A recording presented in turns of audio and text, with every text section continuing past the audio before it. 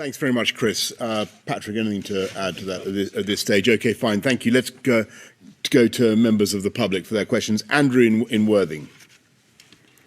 Hello. Well, it was recently reported that over 25s can now get the first dose of their vaccine, which means that 12 weeks from now, plus 2 weeks for the vaccine to kick in, that'll take them to early September when they're fully vaccinated. So my question is, do you have any plans to prioritise university students so that they too are fully vaccinated by the time they go off to uni? Thanks very much, Andrew. Well, actually, what we're saying today is I think that 23 and 24-year-olds will be able to come forward and get their vaccine doses as of today or tomorrow. So we're going as fast as we can, and by July the 19th, 2/3 of adults aged all adults in the country will have had 2 doses by the end of so by July the 19th, we will have all adults, everybody over 18 will have had a first dose. You're perfectly right, Andrew, that there will still be some time to run before university students who get vaccinated in July will get their second dose. But we will certainly look at what we can do to accelerate second doses, as we're doing now for people across the country. And if there are outbreaks in particular places, as we've done surge vaccination and surge testing, we may do that in those places as it may be necessary. But I wonder whether Patrick or Chris, you want to add anything to that. Well, one thing I would add, PM, is just to remind people that the system in the UK has prioritised in strict order those who are at highest risk, all the way down the ratings. And for the great majority of people of university age, other than those with pre-existing health conditions, fortunately, they're at much lower risk than older ages. So we've gone down in age ranges, and that's the reason for the ordering. But as the Prime Minister says, we would expect that everybody of university age would have had at least one dose of vaccination by the start of next term. Thanks, Andrew. Tessa in Bedfordshire. Why can't testing and vaccination status be used to open up weddings in the same way as it's being used to open up football matches? As a twice postponed bride-to-be, it feels like weddings are bottom of the priority list, despite being significant life events without which some people cannot progress with their lives.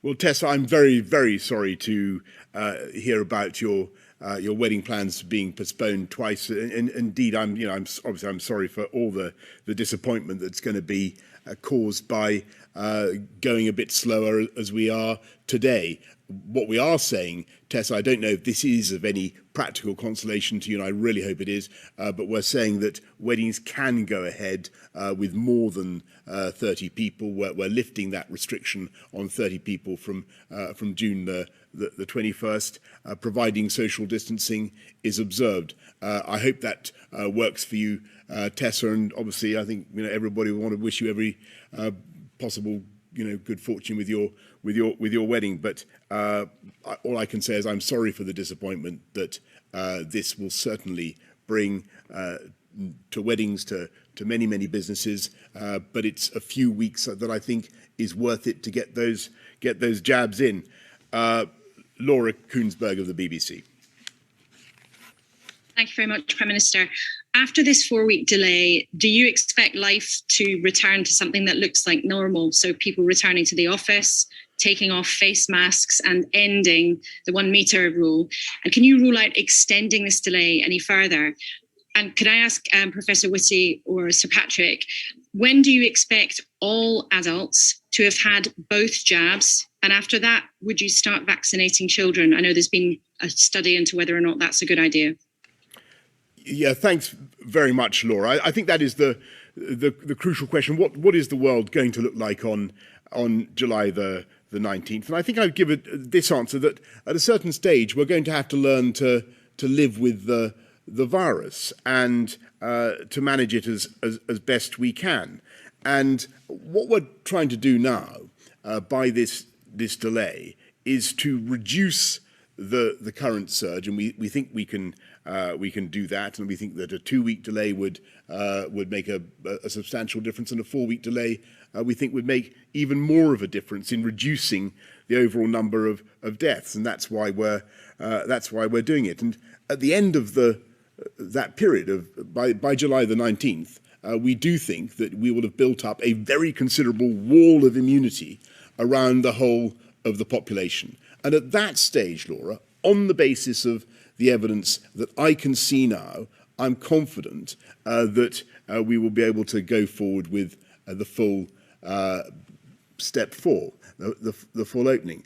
That, of course, doesn't exclude the possibility, I'm afraid, and we've got to be honest about this, the possibility that there is some new variant that is far more dangerous, that kills people in a way that we currently cannot foresee or understand. That's obviously the case. But looking at the data now, looking at the effectiveness of the vaccines against all variants, I think that we will be able to deliver step 4 on July the 19th. Now, at that stage, people may want to keep maintaining social distancing, they may want to keep being sensible, but as far as I can see, we will be in a much better position as a country to go forward with the full opening ups that we envisage. But I mean, Chris and Patrick. Well, on the vaccines, I mean, if you take the week of the 19th of July, all over 18s will be vaccinated or been offered the vaccine, then 8 to 12 weeks later, then everybody should have been vaccinated in that age group, so double vaccinated. So that's the sort of time scale, and it's worth really reiterating that these vaccines are really highly effective against the Delta variant. So one of the concerns that we might have had at the beginning was they weren't going to work as well. Well, first dose, not quite so much, but 2 doses is very effective.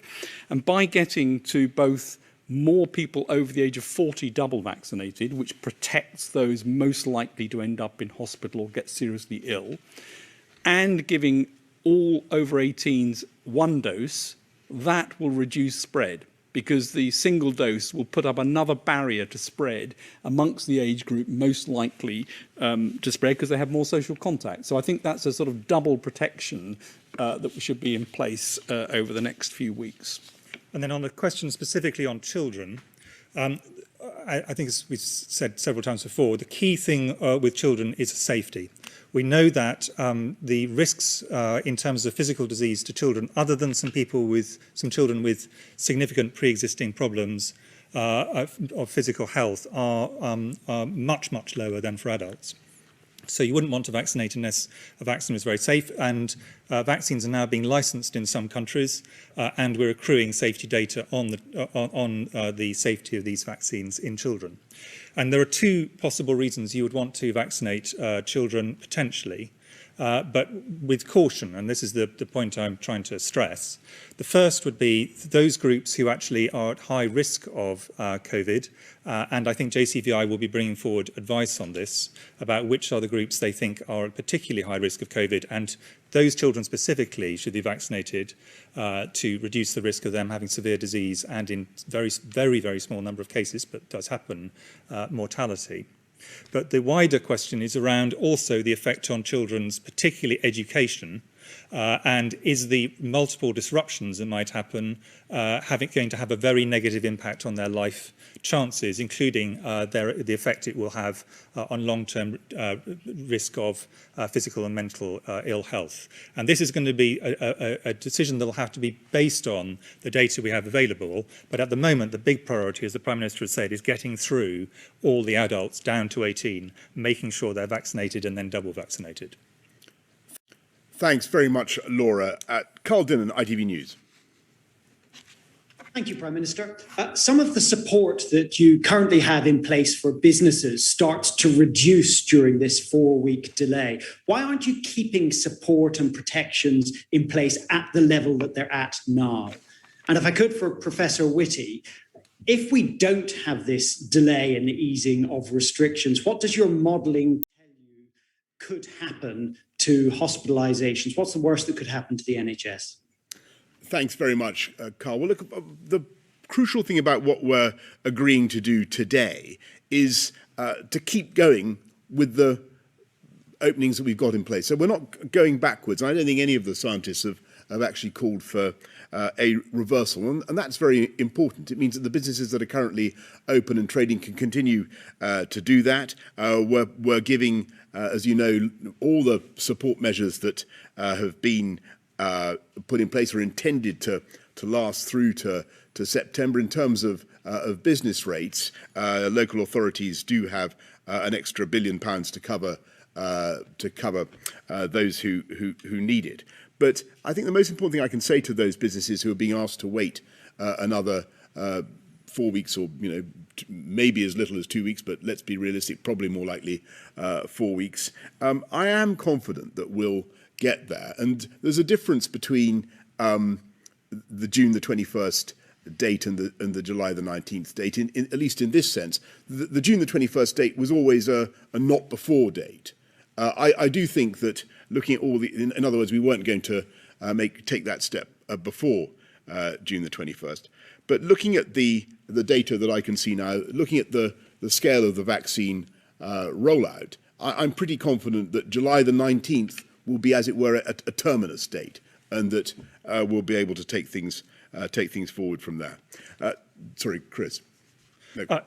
The question in terms of, you addressed it to me, the question really on the modelling will be to Patrick, but I will just do a preamble on that to make 2 points. One of which is that whatever rate of increase we're seeing now and would see over the next few weeks would be significantly increased if we took the next step, because it means a lot of mixing of households that are unrelated indoors. That fundamentally is what the next step is about. So whatever rate it is will go faster if, and potentially quite significantly faster, were the next step taken over this period. And the second thing is to reiterate, just to make sure everyone is aware that we all agree on this, and not just on this panel, but across the whole of people who've looked at this, is no one thinks at the end of the 4-week delay, the risk is gone. There will still be substantial numbers, there will be substantial numbers in hospitals, and sadly there will be some people who will go on to die of this. The question is a matter of balance. What are the things which is in a sense reasonable to do to eliminate avoidable mortality and overwhelming of hospitals over the short term, where if people died, it's not just a death delayed, it's a death completely averted? And what are the things where actually at a certain point you say probably we've done most of the things that we reasonably can, given that we will have to live with this virus, which will continue to cause severe infections and kill people for the rest of our lives? Where does the balance lie? Yes, Patrick. Well, so as Chris said, this is a virus that's going to be with us forever. If you look back and look at the increases we're seeing now in hospitalisations, in people on ventilators, if we didn't have the vaccination we've got, we would be looking at a question of, is more lockdown needed? That's not where we are. We're at a position now where we're in a race against the virus, and the vaccines need to get ahead of it. And if you're in a race with somebody, you don't suddenly assist them in putting the afterburners on so they can outpace you. And so that's really what we need to do, is to make sure we get the vaccines in. And as Chris said, the 4-week delay should reduce the peak, whatever it would be, by something between 30 and 50%. So that's the sort of gain you get from the 4 weeks. And actually, it's not very obvious that you get much more gain from going on longer than that at the moment. So it looks like quite a good length of time. You get the 3 advantages: over 18 single dose, many more people double dosed, and close to the school holidays, with the effect that that has to also take the pressure off. And that should, between them, significantly reduce the peak. But there will be an increase in numbers, and there will be an increase in hospitalisations, because that's what happens when there's more mixing. Thanks very much. Tom Harwood, GB News. Thank you, Prime Minister. We've heard a lot about how we want this roadmap to be completely irreversible, and that after 4 weeks, hopefully, all those restrictions are gone and don't come back. But we also know that in the winter, in the late autumn, these diseases can spring up again pretty naturally. They can get pretty nasty. The Health Secretary has previously spoken about a plan for booster jabs in the autumn. And I was wondering, when are we going to get to see that plan? When can the media and the scientific community helpfully scrutinise and help out with that plan? And when will those jabs be going into people's arms in the autumn to avoid these restrictions ever coming back again? And then just one extra question to the scientists, given that we know that this sort of nasty variant is spreading much more pervasively among young people, are we considering at all opening up again that excellent Oxford AstraZeneca vaccine to the under 40s? That's an excellent question. I'll leave Chris and Patrick to deal with. But on the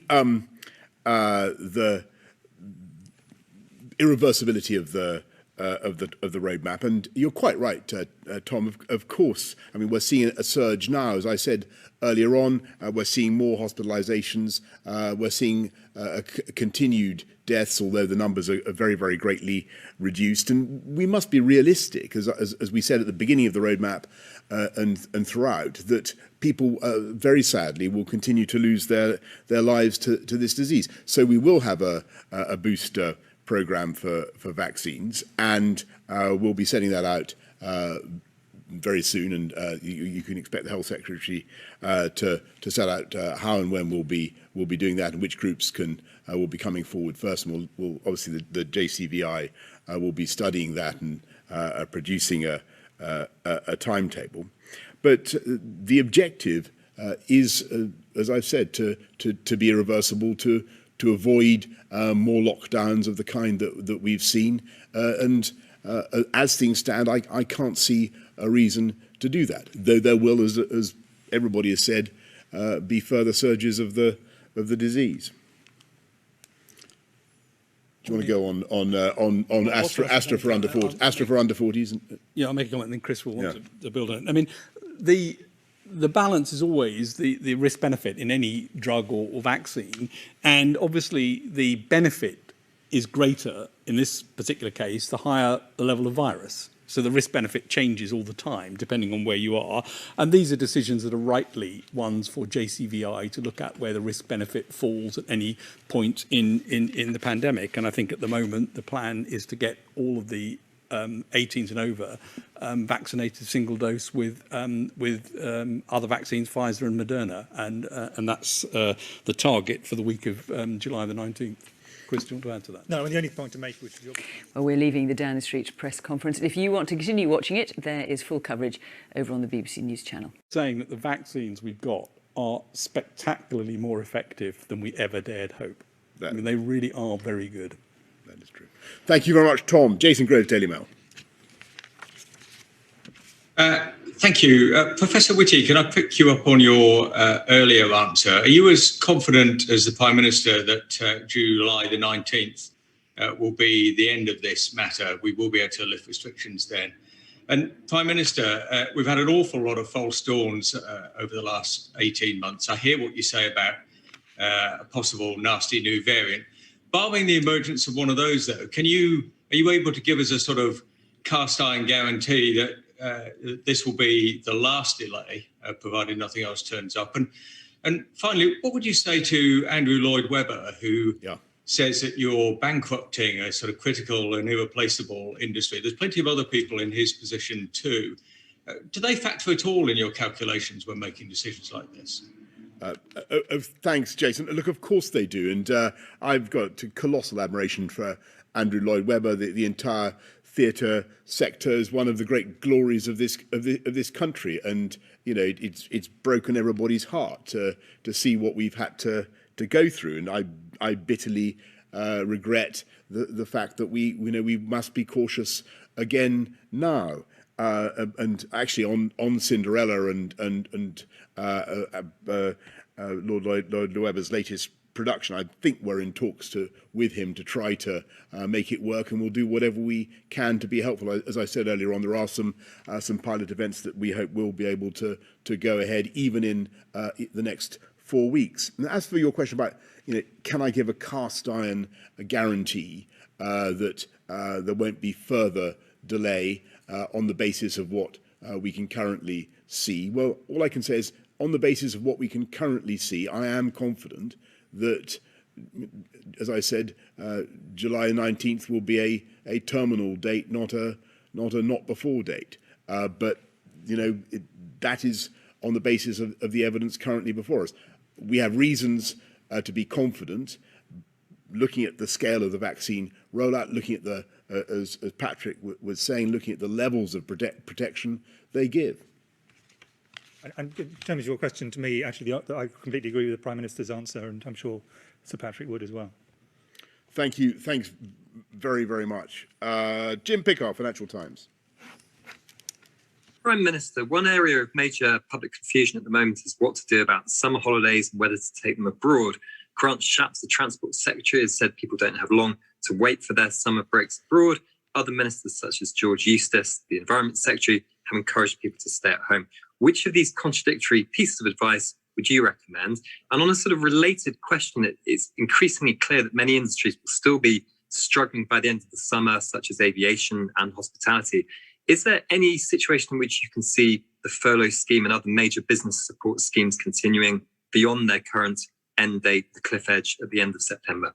Jim, thanks very much. Well, it follows from what we've all been saying about July the 19th that things could still change very much, and I think probably will change very much for the better in this country, in the sense that I think we will see a substantial opening up, even more open than we currently are for a lot of the summer.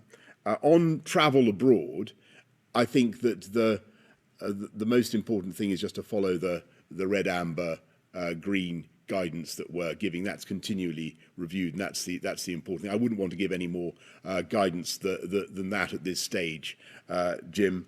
And sorry, I can't remember what your last question. What was your second question? For struggling industries beyond. Sorry, forgive me. Absolutely. On furlough, we always made sure that the furlough scheme would continue until September to take account of the whole spread of the roadmap.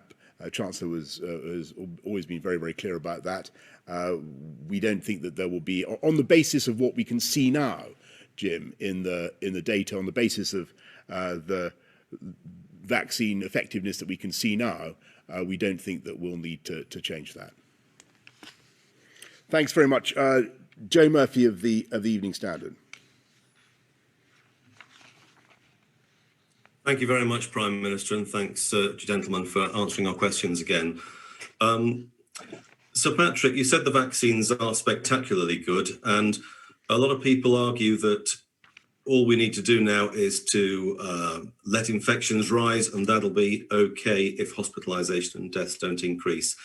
Based on what you know so far, would you be relaxed if infections went back to January levels? How high would they have to go before you called the Prime Minister and said, look, maybe it is time to slow things down again? Professor Whitty, London's vaccination rates are a long way below all the other regions and nations.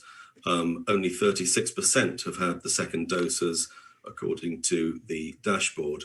How worried are you about this? And what will you do to improve the situation? Especially, will you agree to measures to speed up the type of vaccines for London that young people can have? And Prime Minister, July the 19th is going to be hailed as the new Freedom Day. Do you see it as the date when everything will be eased, including those tough nuts like nightclubs being allowed to reopen and we can all dispense with masks and social distancing for good? Right. Well, we were given questions in order, so I think it was Patrick first. Well, I think the vaccines are very, very effective. But of course, if you have a massive wave of infection, the vaccines aren't 100% effective, and you will see people in hospital, and a large proportion of those will be double vaccinated, and some of those, unfortunately, will die. So they were not 100% protective, and therefore avoiding a very, very large peak is important. That's why the second part of the vaccination, which is stopping or reducing the chance of spreading, is an important part of this. And that's why getting the younger people vaccinated becomes important, because you stop the size of the increase in any peak and hopefully manage that down to a level where the number of infections is reduced And of course, the proportion of people who then get severely ill, hospitalised from that, is reduced even further by the vaccination. So that has to be the aim. And realistically, if we ever got a very, very large wave, there would be a very large number of people in hospital. But the plan and the vaccination programme is designed precisely to stop that from occurring. On London, I mean, I think let's start off with the glass half full. Londoners, as in the rest of the UK, have shown great enthusiasm for vaccination. Overall, the rates are higher than many countries would really dream of having at this point in time. But they are behind by around, in some areas, 10% other parts of the country. So they're high, and I think we shouldn't pretend that they're low. They're high, but they should be even higher. And it is, some of this is mechanistic. It's because there's a lot more people move around in London. Records and so on are less clear-cut. There's a number of reasons why London, in common with other major cities in the UK, always tends to have slightly lower rates of vaccination and screening and many other medical interventions of this sort. But you are completely right that what we need to do is concentrate on these areas where the rates are lower, because we want to get all of them right up to the very highest rates, which is what provides protections for individuals, and by being vaccinated, someone provides protection for those around them. So you are completely right. We do need to concentrate on them and look in the different particular bits of London, because London is a very varied city, and find the areas with the lowest rates and really push to get them up, whatever the reasons are. Yeah, thank you very much, Chris. Look, Joe, I am concerned also actually about London. Of course, it's absolutely correct, as Chris says, that huge numbers of Londoners have come forward and could be very proud of what they're doing. But I think it would be great if we could get those rates up even higher. And on your point about opening up everything on July the 19th, I'm acutely conscious that it's not just that nightclubs and can't go ahead, and the theatre industry and many other parts of sectors are still not able to open fully. There are many businesses that need to move beyond social distancing, many jobs where we need to be able to do things in the way that we always used to do them, and people are yearning to get back to that, as indeed as I am. And so I'm determined to be able to do that by July the 19th. At the moment, I am confident, on the basis of what we can see, on the basis of the effectiveness of the vaccines, the rollout that we can do. I'm confident that we'll be, barring unforeseeable new variants and so on. I'm confident that we will get there. But in this game, fighting this virus, you've got to learn to be cautious. We want a roadmap that is irreversible, and to achieve an irreversible roadmap, you have to be cautious. And the objective of this short delay is to use these valuable, these crucial weeks to save thousands of lives, of lives that would otherwise be lost, I'm afraid, by vaccinating millions more people as fast as we can. And that's what we're going to do, and that's the announcement tonight. Thank you all very much.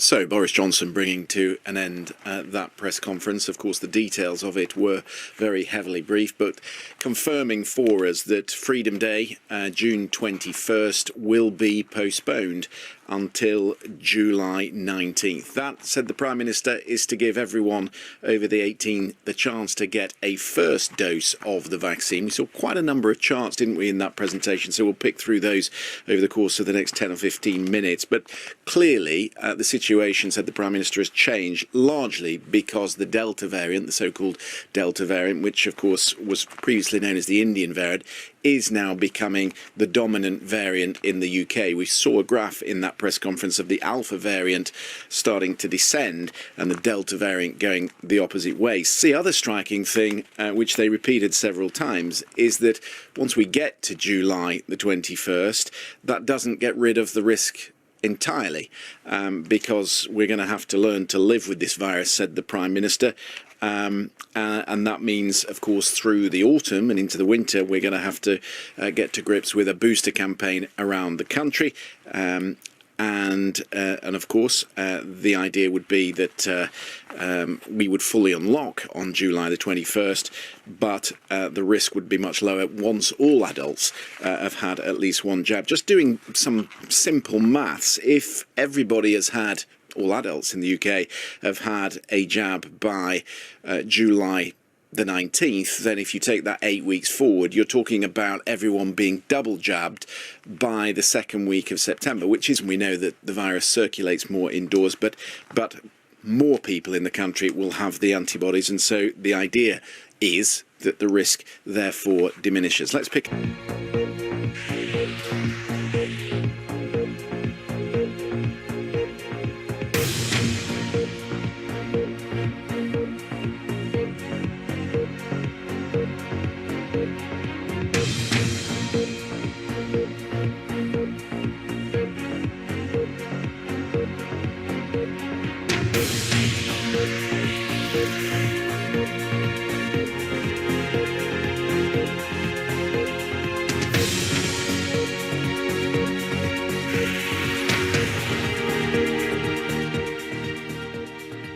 The Boy Who Never Came Home, Saturday at 2:30 on the BBC News Channel.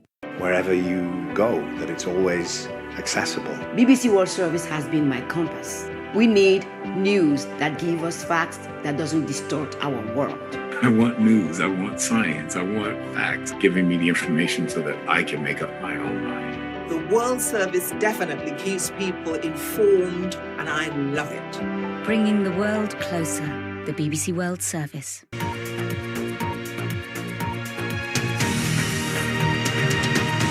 Might still be eased.